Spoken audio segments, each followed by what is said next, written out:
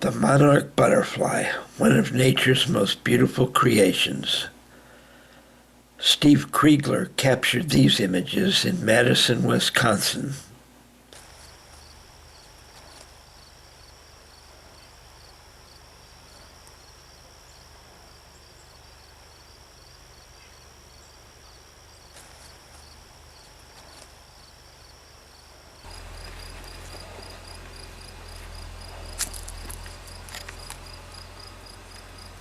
The life of a monarch begins, of course, when its parents mate. A monarch may have several mates in its lifetime. The female will lay 100 eggs at a time, but only on the underside of milkweed leaves, 1 egg per plant. Let's see if I can figure out which is which now. I went down yesterday to get more food and I got 2 new eggs, which is just like it used to be in the early days.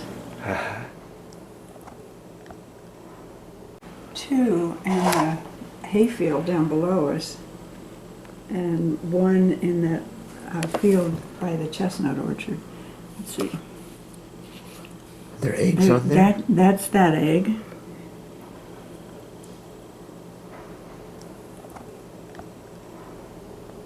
Yeah. And so you have to be very careful to keep things like that off, because that's not an egg, and it's something that could turn into a parasite. That also. So I have to be careful that my leaves are clean, because there's the egg, and they would go right for that and make a meal. I welcome questions. I always feel like I'm a little scattered in my thought process here. Well, no more so than me, Mary Lou.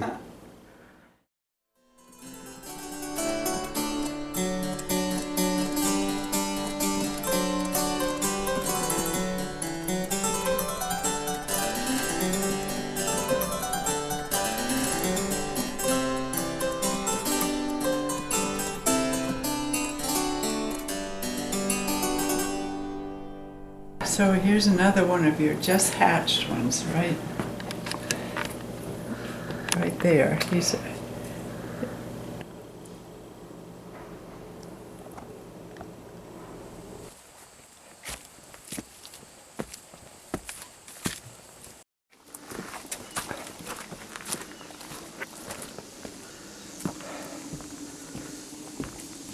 Ooh, interesting.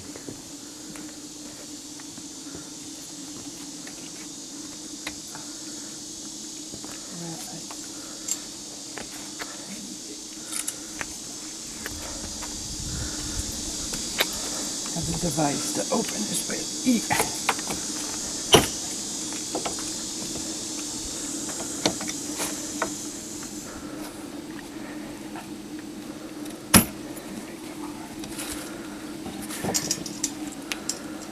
And here are the guys that you saw last weekend that were just hatched. You see him? Look how huge he is. Yeah. If I can zoom in on him. Wow.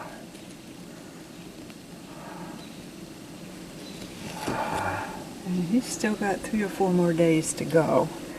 Oh, really? Yeah. Oh, they grow fast, don't They they? do. They just eat and poop and eat and poop. By the way, the poop is called frass. The word for caterpillar droppings is frass. Yeah, okay. How cool is that? Yeah. Once these little guys get out there and get to full grown, they'll crawl up the screen of the rearing cage that we use outside, and they will have eaten all they need to eat, and then they go hang upside down on the top of the screen, and they'll form a letter J with their tails at the top and their heads sort of curled up under at the bottom. But then once they're in the J form, it could be a few hours, so it's going to be hard to photograph, but if you can catch that, that's a fascinating process, and it's not speedy at all. Then they form this beautiful chrysalis, and I'll get a picture and show you of that. I've described that to you. It's the green with the gold dots around it, gold-colored dots around it. Yeah. That they're in that form, the chrysalis form, for about 10 days. And then they emerge as a butterfly, which is another beautiful thing for you to catch on camera. Right, right.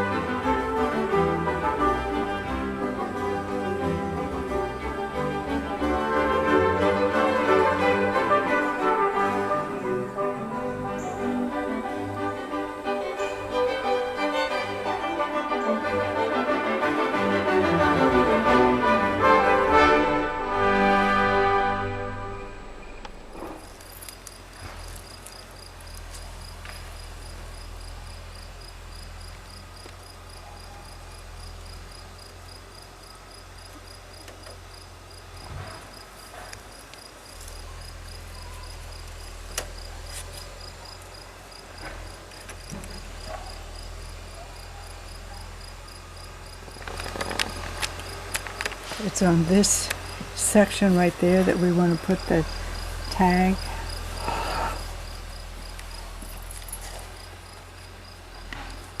And this is number UGR 775.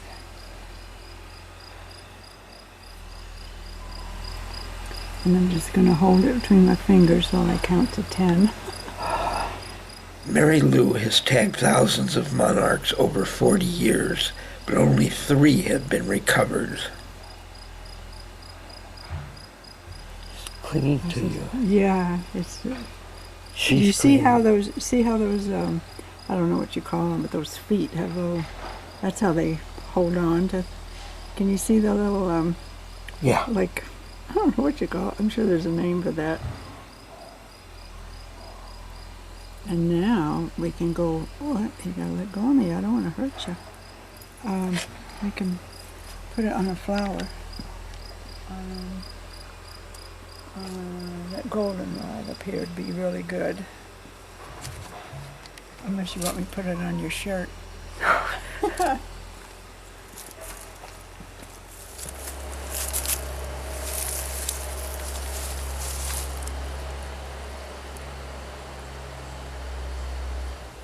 Now, oh, that's still not real tight on there. I need to hold that a little more right there.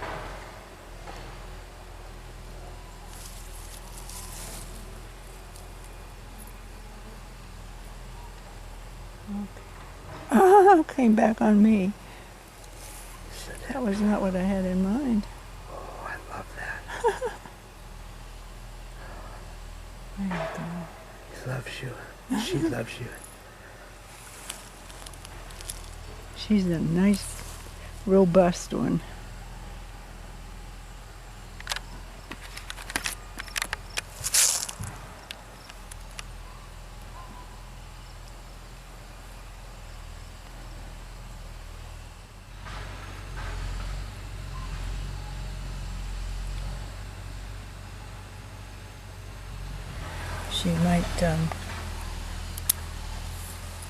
She might fly off, but she'll warm up a little bit. And there's some sun up behind her. You know what sunny spot?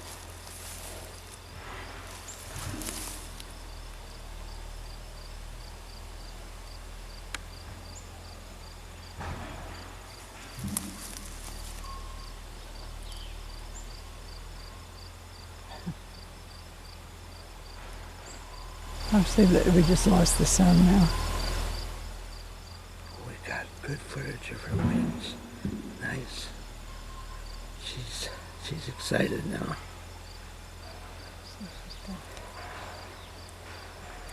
how did you happen to get interested?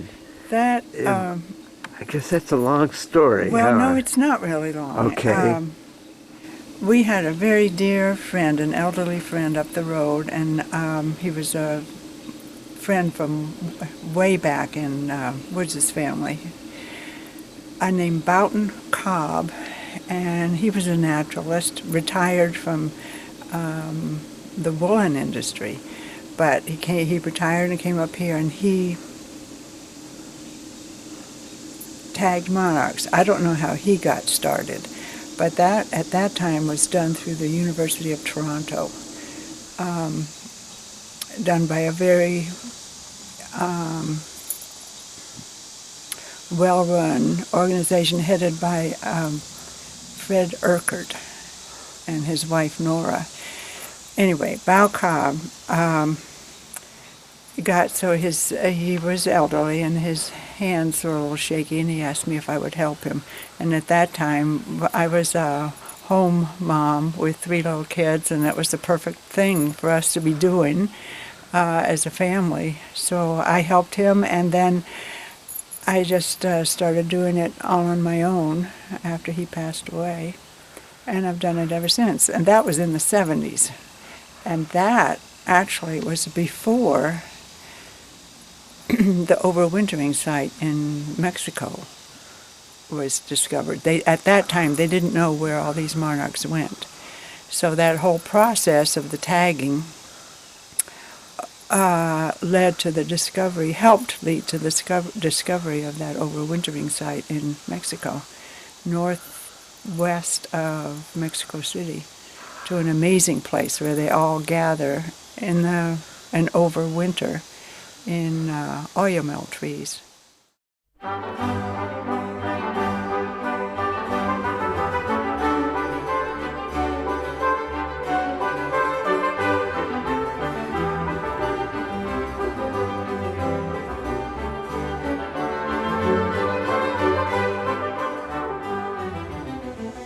What was your question? I forgot. How you got started. That's good. That's pretty thorough. Okay. In 2002, Mary Lou and her husband Woods visited a monarch sanctuary in Mexico. These are some of their pictures.